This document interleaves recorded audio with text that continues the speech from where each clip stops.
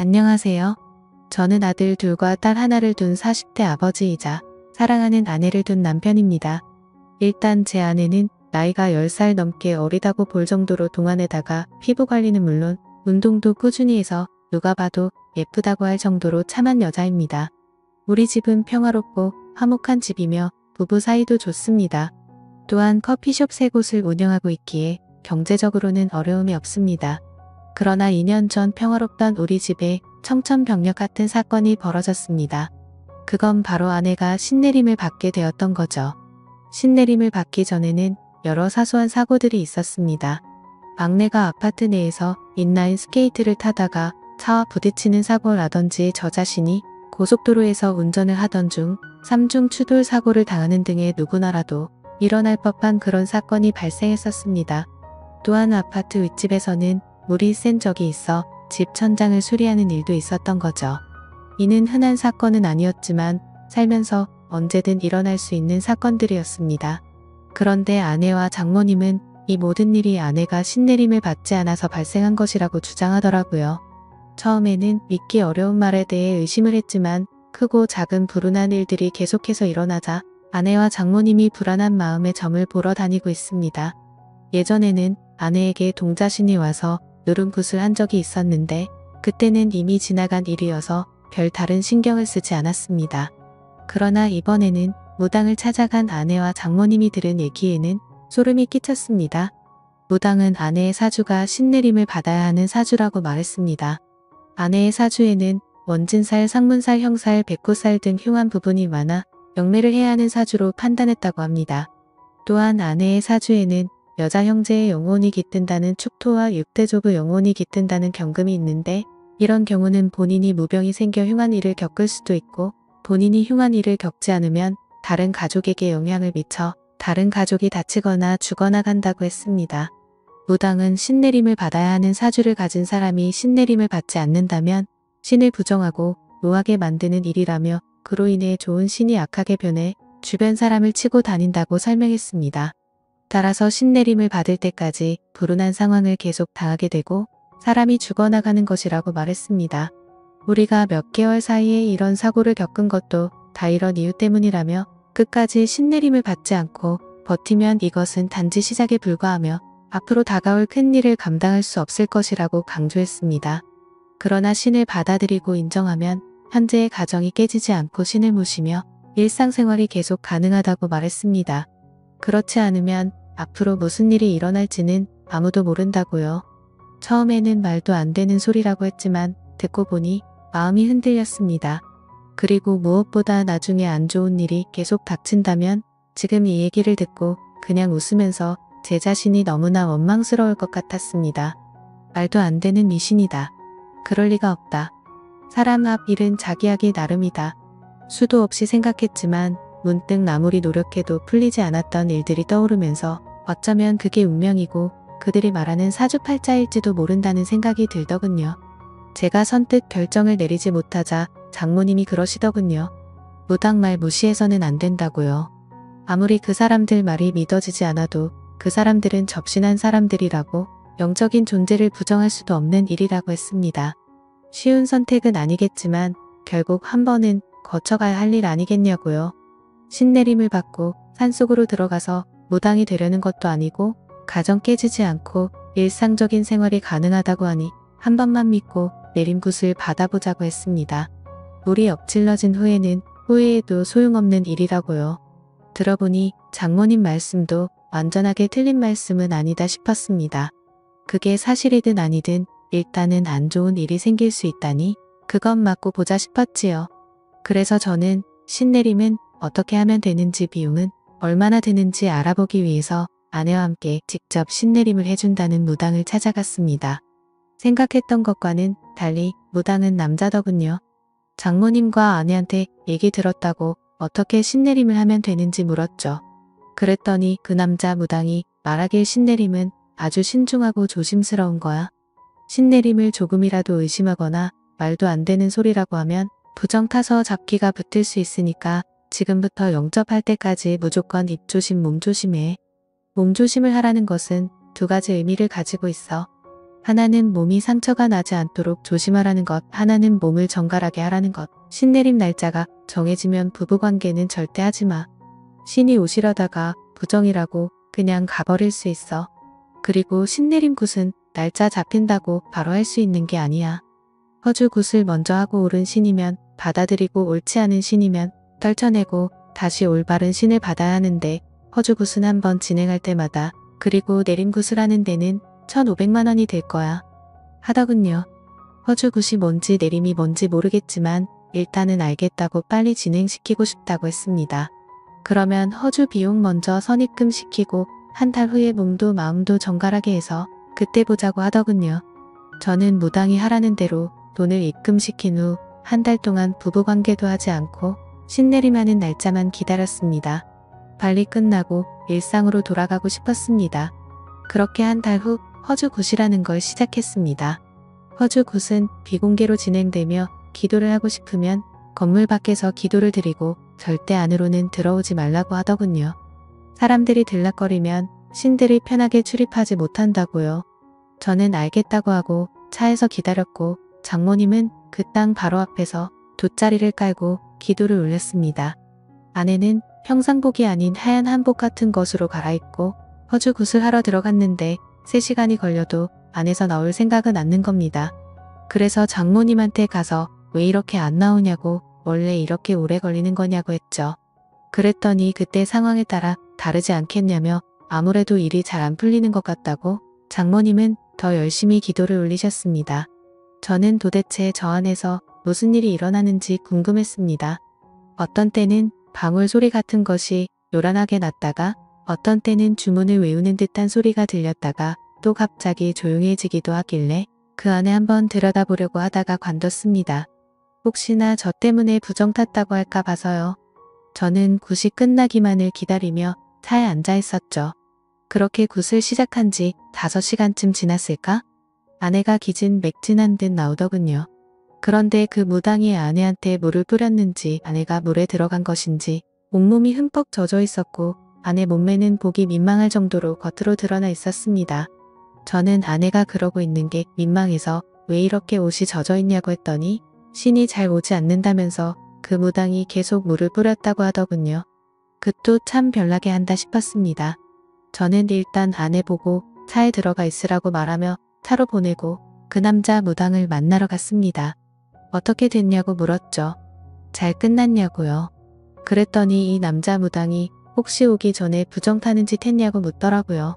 저는 그런 적 없다고 말하자 오늘은 좋은 신이 오시지 않았다고 하더군요.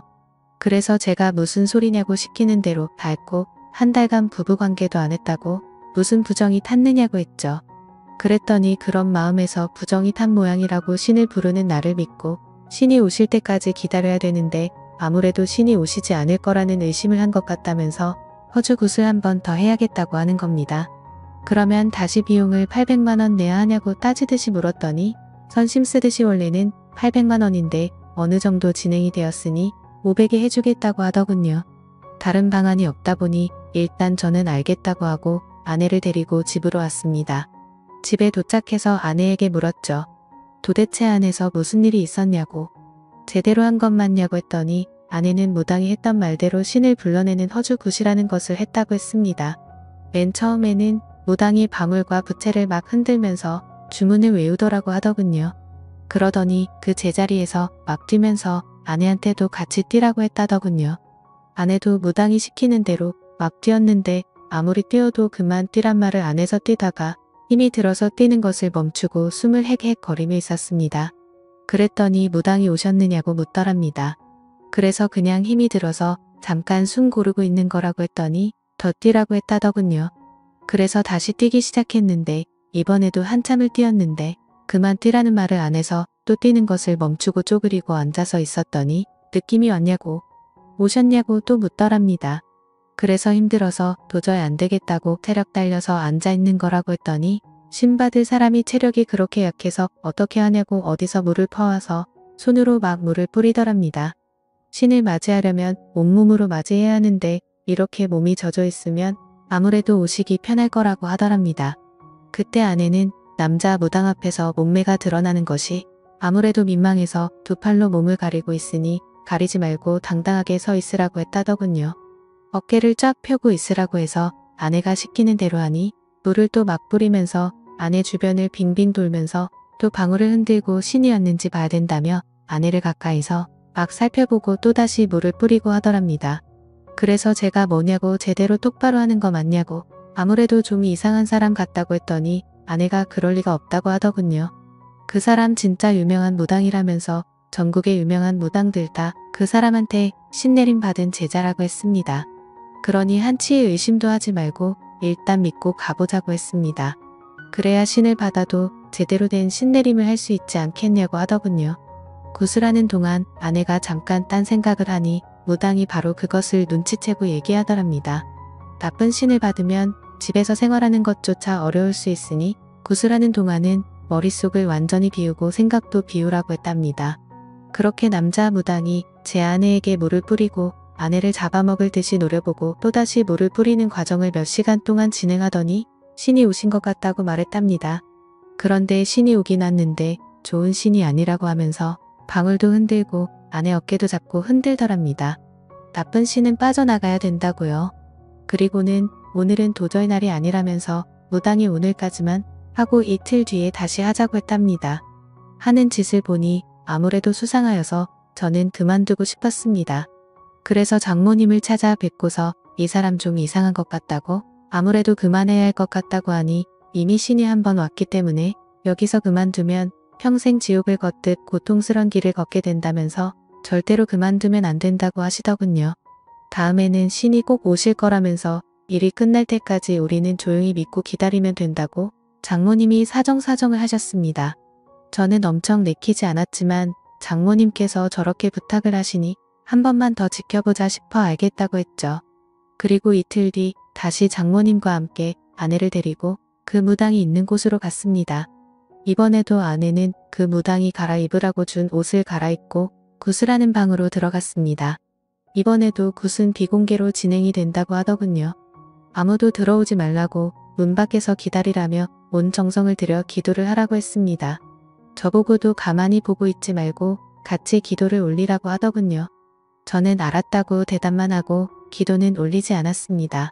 그렇게 무당은 아내를 데리고 들어가더니 또 방울을 흔들며 큰 소리로 주문을 외우면서 난리법석을 떨었습니다. 그러다가 방 안이 조용해졌습니다. 또 물을 뿌리고 있는 건가? 물 뿌리고 몸을 훑어보고 있는 건가? 저는 온갖 상상이 다 들었습니다. 장모님은 자리에 앉아서 열심히 손바닥을 비비고 계셨는데 저는 그대로는 도저히 있을 수가 없어서 굿하는 방을 들여다보기 위해서 방 옆으로 나 있는 창문을 들여다봤죠. 방 주변은 대나무로 가려져 있고 흰 창 같은 것을 막 둘러서 하니 잘 보이지는 않았지만 빈틈으로 자세히 들여다보니 방 안의 모습이 조금 보이더군요. 저는 숨을 죽이고 그 안의 모습을 계속 엿보고 있었습니다. 역시나 그 무당은 지난번처럼 바가지에 물을 퍼와서 아내 몸 구석구석 물을 뿌리고 있었습니다. 아내 몸은 이미 물에 젖어서 몸이 적나라하게 드러나 있었고요. 이걸 어떻게 해야 되나? 그만두라고 해야 되나? 머릿속이 복잡해지고 있는데 그 남자는 아내의 몸에 눈을 떼지도 않고 아내 주변을 빙빙 돌고 있었습니다. 그러면서 아내 어깨를 잡고 등을 밀며 어깨는 펴고 가슴을 내밀라고 하더군요. 아내가 시키는 대로 하니 그 남자 무당은 아내 앞에 무릎을 꿇고 앉아서 아예 대놓고 아내 몸 구석구석을 훑어보고 있었습니다. 그러면서 오셨냐고 물었고 아내는 잘 모르겠다고 아무 느낌이 없다고 했습니다. 그랬더니 그 남자 무당은 머릿속을 비우고 마음을 편히 먹으라면서 아내를 어루만지며 손으로 천천히 쓸어내리고 있었습니다. 아내 몸에 손을 대는 걸 보니 정말 미칠 것 같았습니다. 저는 당장이라도 그만두라고 소리치려고 하다가 아무래도 하는 짓이 수상해서 동영상을 찍어두었습니다. 아내가 진짜 신내림을 받아야 하는 사람이라면 이런 식으로 신내림을 받는 게 맞는지 다른 무당한테 가서라도 물어볼 작정이었지요. 저는 잘 보이지도 않는 방 안으로 휴대폰 카메라를 켜서 동영상을 찍고 있는데 갑자기 아내가 깨소리를 질렀습니다. 저는 놀라서 다시 아내를 자세히 들여다보니 아내가 입은 윗저고리가 벗겨져 어깨를 다 드러내 놓고 있었습니다. 그리고는 그 무당은 아내의 어깨 위에 다시 물을 뿌리기 시작하더군요. 그러면서 그 무당은 아내가 입고 있는 한복 치마, 저고리의 매듭을 확 풀었습니다. 아내는 너무 놀라서 또 소리를 질렀고 동시에 치마는 흘러내려 버렸죠. 그 순간 너무 열이받아서 창문을 열고 욕을 했습니다. 하지만 창문은 안에서 잠겨져 있어서 열리지가 않더라고요. 저는 주변에 떨어져 있는 큰 돌멩이를 하나 주워 창문을 깨고 창문 안으로 들어갔습니다. 당장 떨어지라고 소리를 질러버렸고 한바탕 난리가 났습니다. 그리고 먼저 나간 아내도 장모님과 옥신각신하며 밖에서 울고불고 난리가 났더군요. 장모님은 그러면 안 된다고 큰 화를 입게 된다고 저보고 참으라고 했습니다. 저는 생전 처음으로 장모님한테도 소리를 지르며 장모님도 그만하시라고 빨리 차에나 타시라고 했죠.